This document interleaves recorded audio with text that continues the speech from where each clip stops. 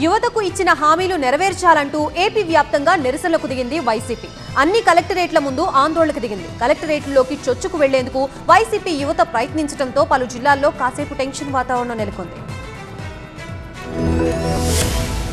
నిరుద్యోగ భృతి ఇవ్వాలని, సూపర్ 6 హామీలు అమలు చేయాలని డిమాండ్ చేస్తూ యువత పోరు పేరుతో ఆందోళన బాటపట్టింది వైసీపీ విద్యార్థి యువజన విభాగం ఆధ్వర్యంలో ఏలూరులో చేపట్టిన నిరసన ఉద్రిక్తతలకు దారితీసింది. పోలీసులు, వైసీపీ కార్యకర్తల మధ్య తోపులాట జరిగింది.